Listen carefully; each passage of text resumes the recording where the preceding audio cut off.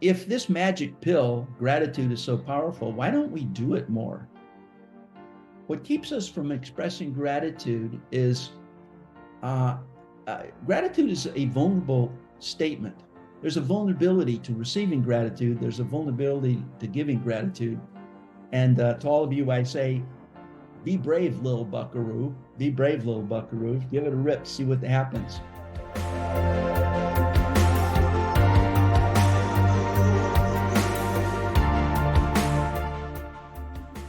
You know, Mark asked me some short time ago to stand in for him, and it's certainly an honor to have that request. One Mountain team, thank you for having my back. Much appreciated. Now, before I get in, I want to make one little promo for first principles, first values, and I want you to know that I've now given the book to 14 people. And last Monday, I gave it to John Gray while we were driving to a meeting together. John Gray, that's Mr. Mars and Venus, John Gray. And John Gray is very willing and able to be critical. But what he did was, while we were in the car, he just opened to one page, read it, said, wow, terrific. Picked another page, opened it, read, wow, terrific. He did that for about 8 or 10 pages. So at least one person, John Gray, who's a pretty sophisticated reader, so appreciated first values and first principles. And I'm hoping he read the rest of the book, but what he read, he really enjoyed and liked and thought was worthwhile. Now, as most of you have heard before, when Einstein was asked what he thought was the most important question that a human being needed to answer, his reply was, is the universe friendly or not? Is the universe friendly or not? Now, it just occurred to me a few minutes ago that first values and first principles, it sort of answers that in the affirmative. Yes, the universe is friendly and it's going somewhere and it wants you to go too. So, but is the universe friendly or not? Well, a few days ago, as I was thinking about what I could say today that might be of some help to you all, I didn't have anything to say. And mostly what I was thinking and feeling was there's something wrong in the world. I was thinking about Iran and feeling bad, and Gaza and Ukraine and Trump, and my 30-year-old daughter who wants to have a husband but hasn't found one. And the only thing I felt I had to look forward to even for next week was my colonoscopy. So I was not in terms of the answer to the question, is the universe friendly? I was very clear. I was saying, no, the universe is not friendly. I'm not a happy camper here. And then I noticed in my angst, a couple voices came to me. One is, Terry, you actually teach a course on gratitude, but you're not being grateful about anything right now. And gratitude works, by the way. And the second thing, in that vein, was something Mark recently said. He said that amidst our existential risks, which I was certainly feeling in, to be Homo Amor, we must be willing to live in the world that's already changed. We must be willing to live the dream now. And as I was thinking about that, I came up with my focus for today, which I've actually spoken about here on this forum before, gratitude. And there certainly seems to be something magic in gratitude. I think that gratitude is probably, if not a first value on its own, it's certainly a practice that helps us to presence first values and first principles. All right. On the other hand, I must say, across time, ingratitude has been treated as a serious vice. I guess I was guilty a few minutes ago or yet a few days ago. Ingratitude is the essence of vileness, wrote Kant. David Hume opined that ingratitude was the most horrible and unnatural crime that a person is capable of committing. So they thought ingratitude was not so good. Today, I want to explore with you some distinctions and practices of gratitude and invite you to do some of the practices of gratitude. So my intention today is to encourage, persuade, cajole, allure, sell you enough on gratitude that maybe later today you will do one of the practices of gratitude that I'm about to present. And yes, I'm going to present the homework first. The homework first. Now, remembering that gratitude is an affirmation of goodness. We affirm that there are good things in the world. Things in the world have given us gifts and benefits that we have received. All right? So, yes, I'm going to give you the homework first because doing it's probably the most important part of the day. So if that's all I get through today, it'll be good, and I hope you do a few, at least one of them. Okay, one assignment is spend 1 hour searching for things and people to be grateful for, or even just 5 minutes if 1 hour is too long. Search, look, try to find. And as you look at people, assume good intentions in whatever they do, and consider gratitude is a way of seeing others that alters the gaze. Even right now, as I sit here, and I can, as I search for gratitude, where I'm sitting in my office, I look out, I can see San Francisco Bay, I can see the Golden Gate Bridge. Look over this way, I see a mountain. And I say to myself, thank you, universe, for gifting me with this beauty personally. And I actually feel that the goodness coming my way personally. I also want to say that scientifically, the searching has been measured to be physiologically, biologically valuable for the human beings. So this is even just the searching is worth a lot. 2, as your homework, write a page. If tomorrow were the last day of my life, how I would be is. Now, that's not a new thought or a new invitation to think about, life and you're in the game and so on. But when you wake up tomorrow, take 5 breaths and just appreciate that you're in the game and you get to take those 5 breaths. That's a big deal. Now, why that particular homework has become important to me today is a very short time ago, my older brother, Warren, with Parkinson's, ended his Parkinson's ordeal and died. And it's disconcerting to think, Warren being 2 years older than me, being my older brother, has stopped. There's going to be a time when I'll be older than he was.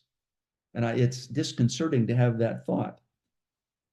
Now, Warren, if I could just speak about him for a minute, he was a quarterback on the football team, president of the senior class, valedictorian of his high school class, got a master's in a BA in mechanical engineering, and then a master's in mechanical engineering, and then a master's from the Harvard Business School.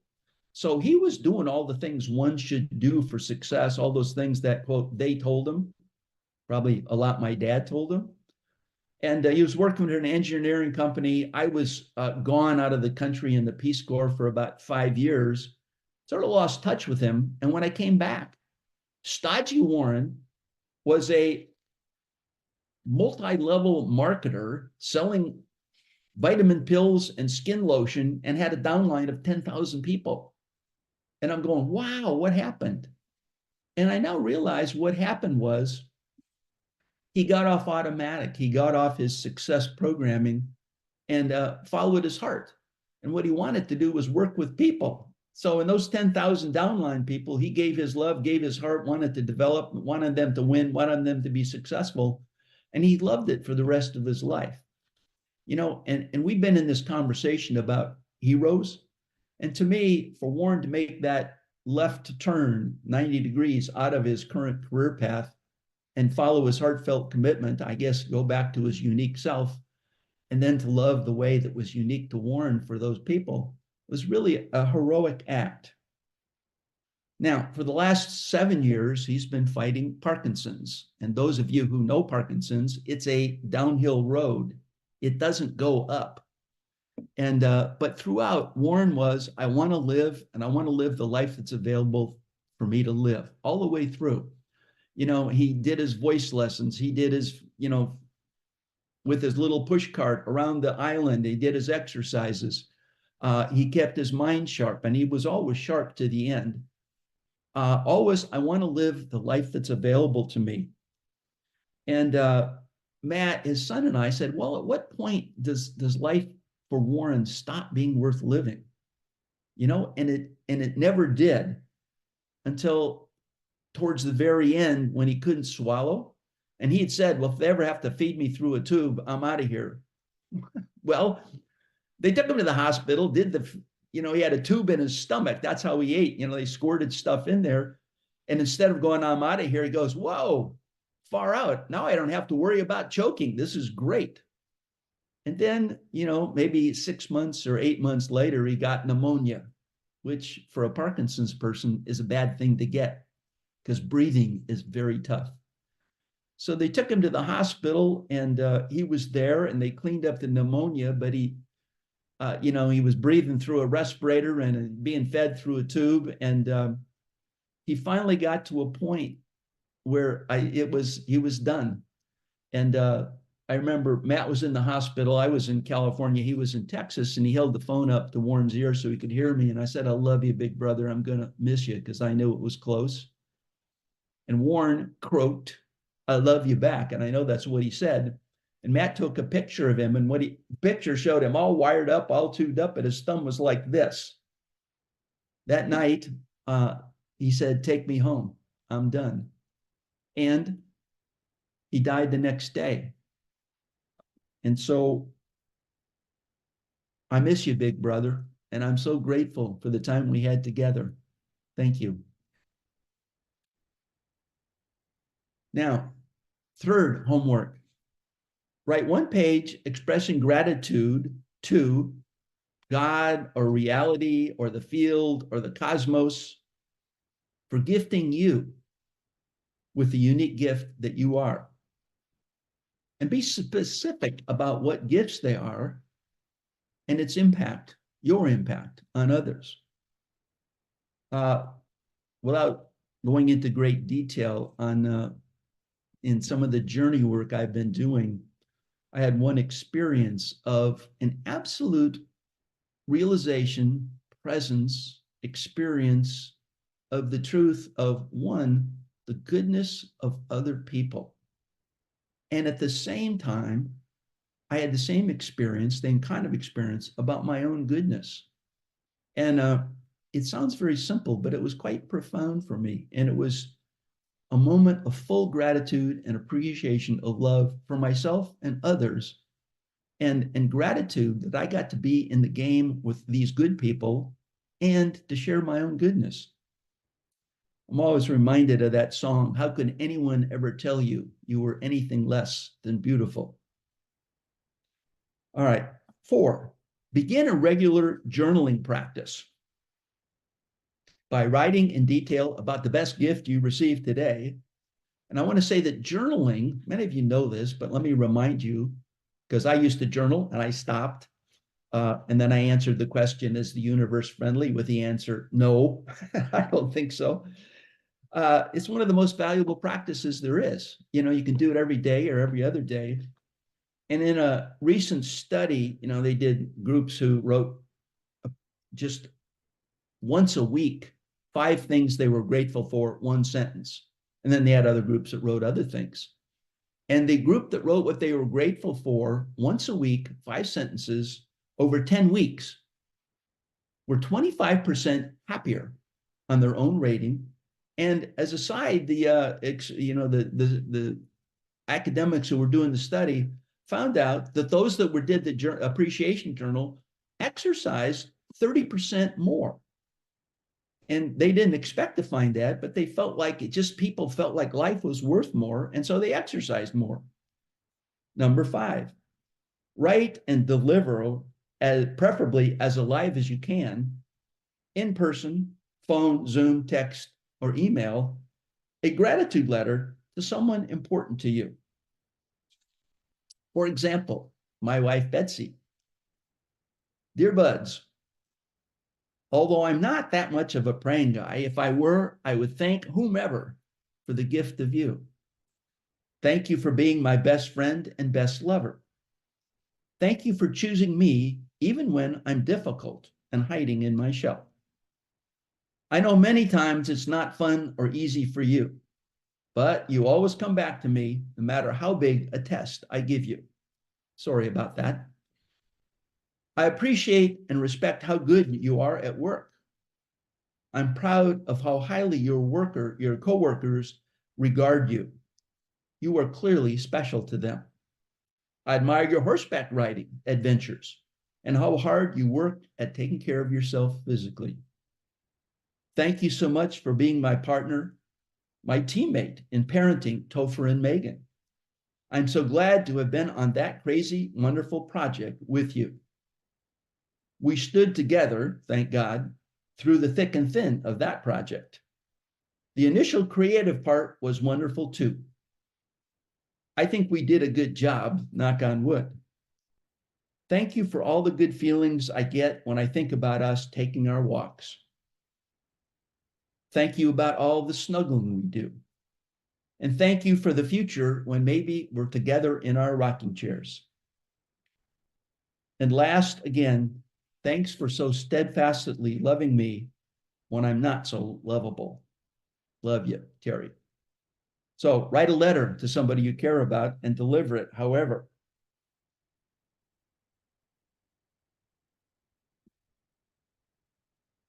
And number 6, thank one invisible person who is directly or indirectly in service to you. And let me just mention, if you ever go out to dinner with Marc Gafni, you'll notice he always finds out the server's name. He says, never get served by somebody you don't know their name. And he does do that. And it makes dinner a different experience. I've started doing that too, not every time, but it works. It makes the quality of dinner much better. Now, in terms of invisible people, there's lots of people who serve you. The joke always is, in New York City, people aren't aware of the invisible people called garbage collectors until they go on strike.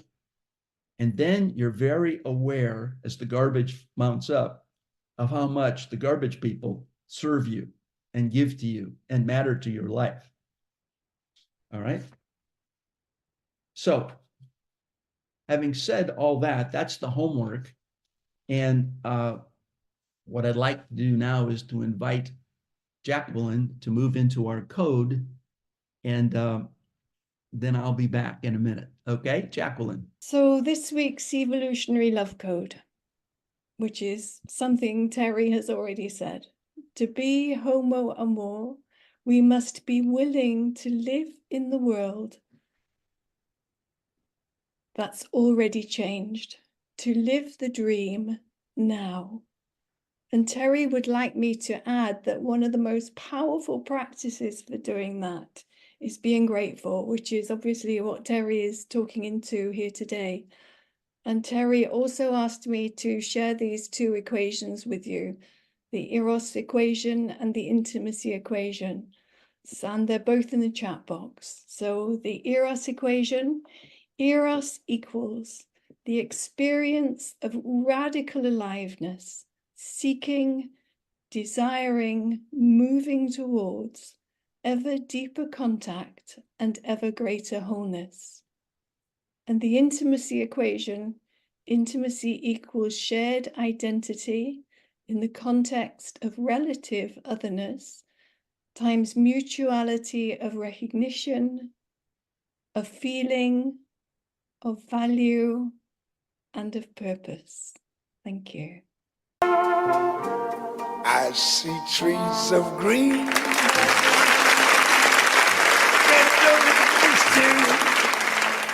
I've listened to that song many times, and sometimes I listen and I think, wow, that's wonderful. And other times I have trouble listening to it, I confess. But I must say my favorite line is, what people are really saying is, I love you. That's really what they're saying. And I think that's so. Also, in terms of the code, gratitude is eros in action. And gratitude automatically increases intimacy in the world. I'll talk a little bit about that now. So I have mentioned homework I'm hoping you're going to do. Number one, spend an hour searching for things to be grateful for. Look at the world through the gaze of gratitude.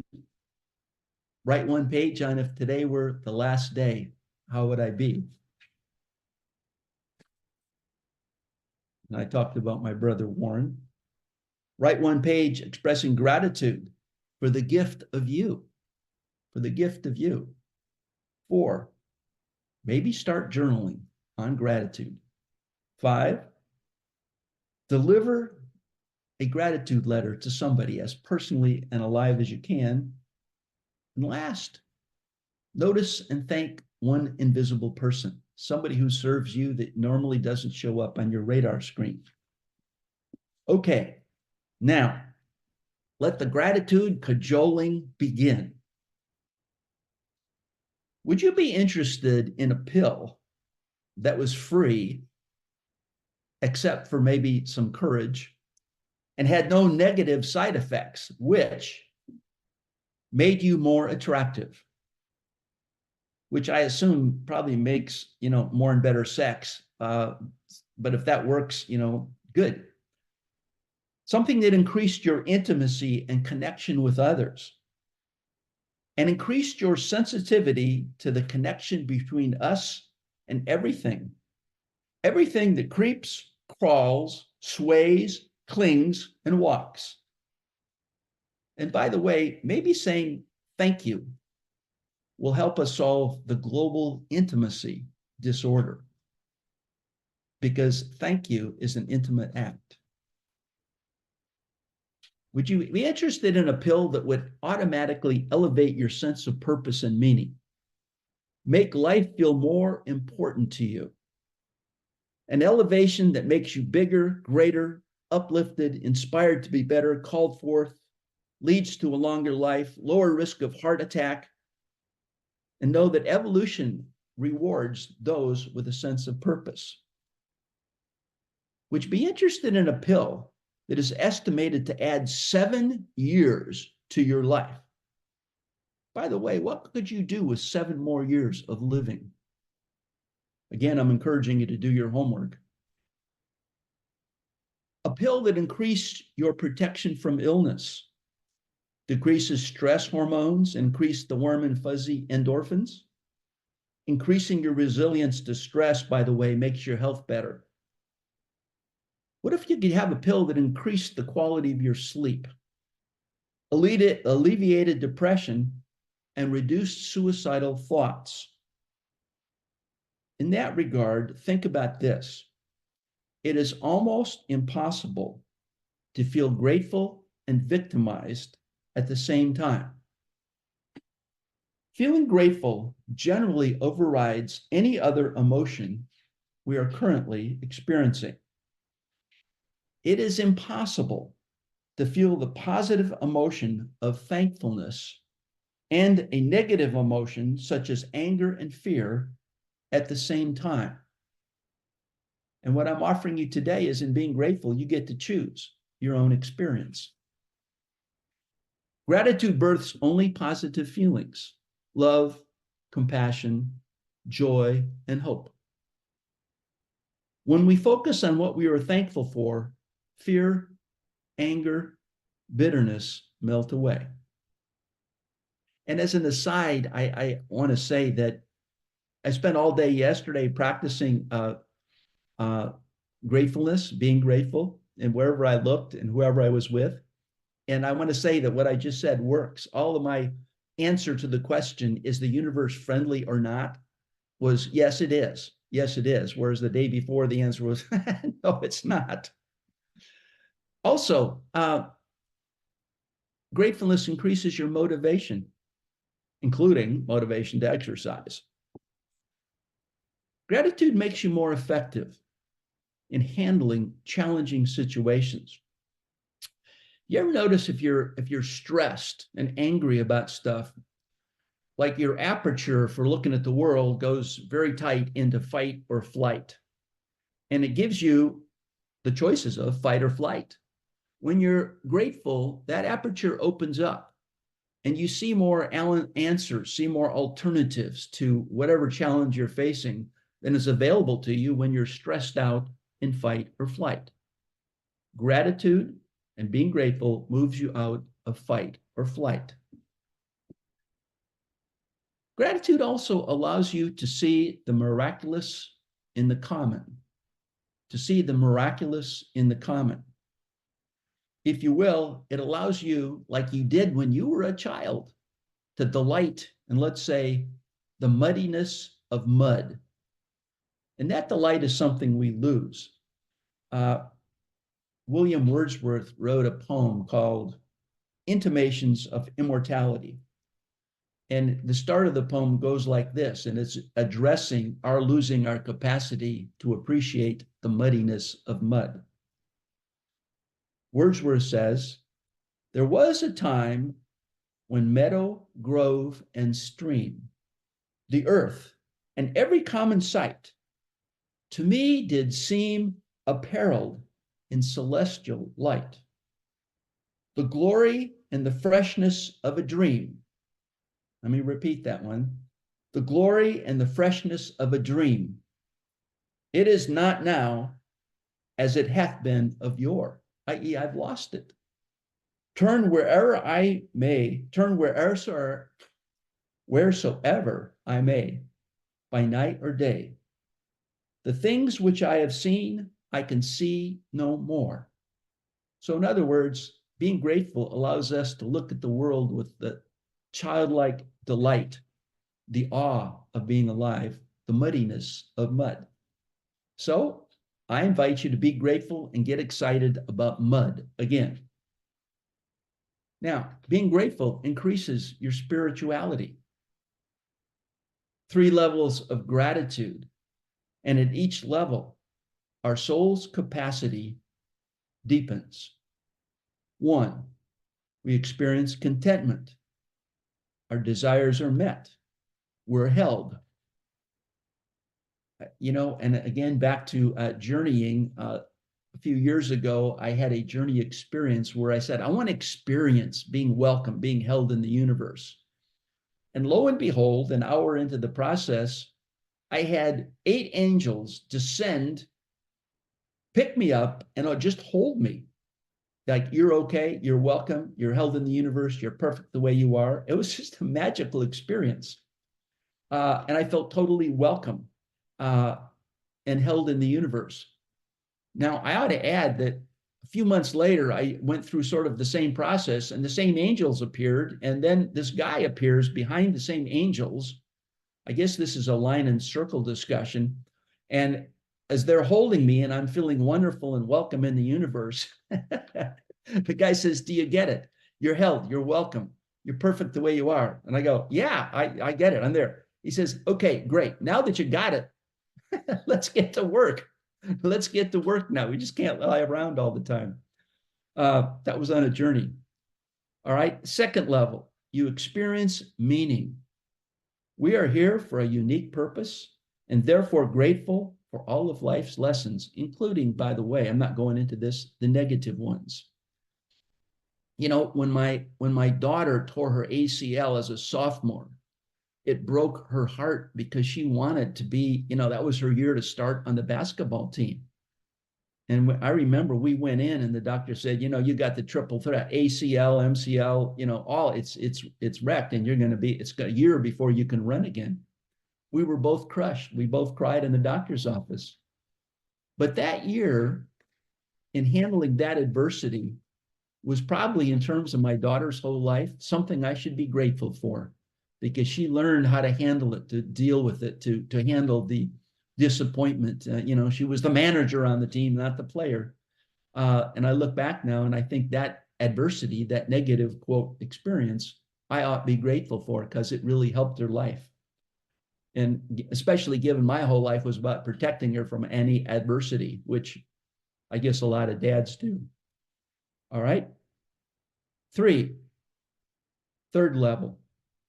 At each level, our soul's capacity deepens. Third level, we dwell in pure joy, the simple response of our heart to this given, gifted life in all its fullness.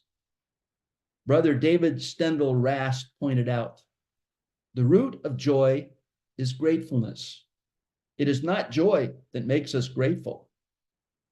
It is gratitude that makes us joyful. What if I could give you a pill that cures your perfectionism, having to do anything just perfect and beating on yourself when you don't? In the LifeSpring training I used to teach, we had a whole section on achieving nerdvana. Nerdvana, not nirvana, nerdvana, like where you're a nerd. And the message was basically, okay, get it. You are a nerd. You've always been a nerd. You will always be a nerd. So there's no hope. You might as well love it like it is. That's nerdvana. That's a higher state of consciousness. What if I could give you a pill that gave you a stronger impulse for giving to others? And of course, the great joke in the universe is the more you give, the more you get. I'm always reminded of an old song by John Denver, Heart to Heart. And there's a line in there that says, where love's going to is where love's coming from. And gratitude gives you a stronger impulse for loving. So I'm advocating and hoping you'll all take the pill. I want to do a quote here from a book on gratitude, one of the best. It says, the effects of gratitude are not limited to the physical realm. Just to give a glimpse of its benefits, gratitude increases self-esteem, enhances willpower, strengthens relationships, deepens spirituality, boosts creativity, and improves athletic and academic performance. Given the range of these positive outcomes, gratitude has fittingly been referred to as the quintessential positive trait, the amplifier of goodness in oneself, the world, and others. Think about that. Gratitude amplifies the goodness in oneself, in the world, and in others. Probably a practice Homo Amor would have, being grateful, and as having a unique ability to heal and energize and change lives. So again, the magic pill, as you've guessed already, is being grateful, which has many, many different possibilities for action. Now, to look at gratitude, and as you look at being grateful, consider gratitude has 4 facets. 1, intensity. When you're feeling grateful, how intense do you feel? How strongly do you feel gratitude? Gratitude has a frequency to it. How often do you feel grateful? Like, is it in a specific period of the day? And what elicits it in those periods, little or big things? Span, i.e., the number of life domains in which you are willing to and do express gratitude. Family, job, health, nature, life itself, community, the world. And let me just say one comment about work. In one study by Wharton and Harvard, they found that when the boss moved to saying thank you on a regular basis, worker productivity improved 50%. 50%. Think about that at work. Also, they found that work is the time where people are least likely to express gratitude. Also, the US Department of Labor says the number one reason, like 45%, people leave their jobs is they don't feel appreciated. Number 4, in terms of facets, density. The number of people through time that you feel grateful for a single outcome or life circumstance. And again, when you're searching for gratitude, you can look and see what you see, but I noticed there's electricity coming into this computer so that it works. Thank you for whoever's doing that, to serve me. And not only that, somebody laid all the electric lines to bring this electricity here. They also come and repair it if it breaks. Sometimes not so fast, but they do come. And then if I drift back in time, thank you, Thomas Edison, for all the times you failed in inventing electricity.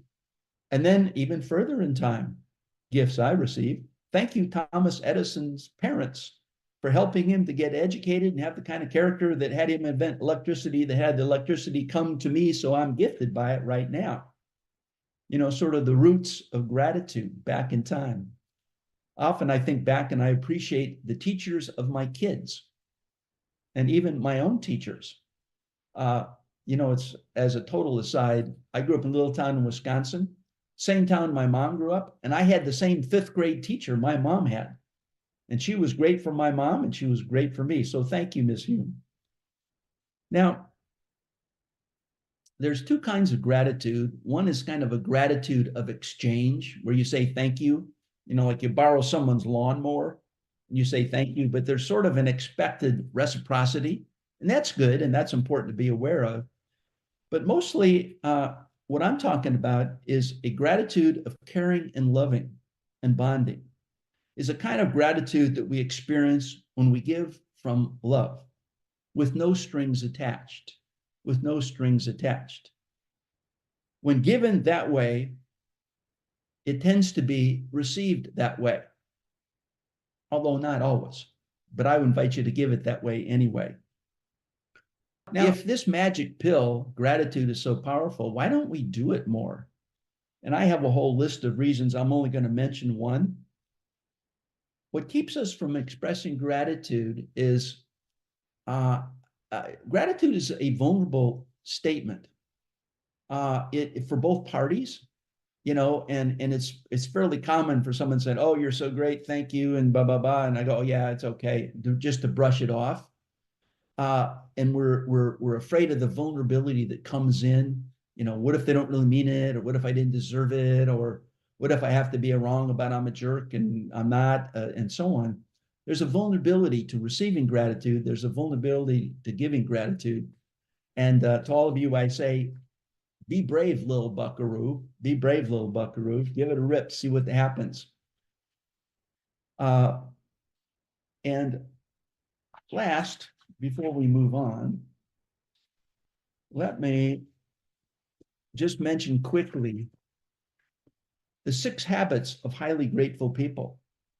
1, they're aware of death and they focus on living, not on not dying. 2, they stop and smell the roses. They look at the sunsets and they even look at their wiggly fingers. And they say, when they look at their fingers, man, got fingers. I'm so glad. I appreciate not having paws. I got fingers.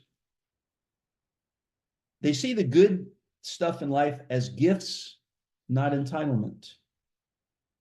4, they're grateful to people and they see the interconnections. We're in this together. 5, people are specifically thankful. The giver knows the receiver is paying attention. Back to Marc's sermon a few months ago on paying attention. And people who are highly grateful are able to appreciate the negative, even those, quote, bad things that happened in life that produced such great lessons and resiliency and opportunities for us. Okay. To you on this call, thank you on the Zoom, thank you for being here.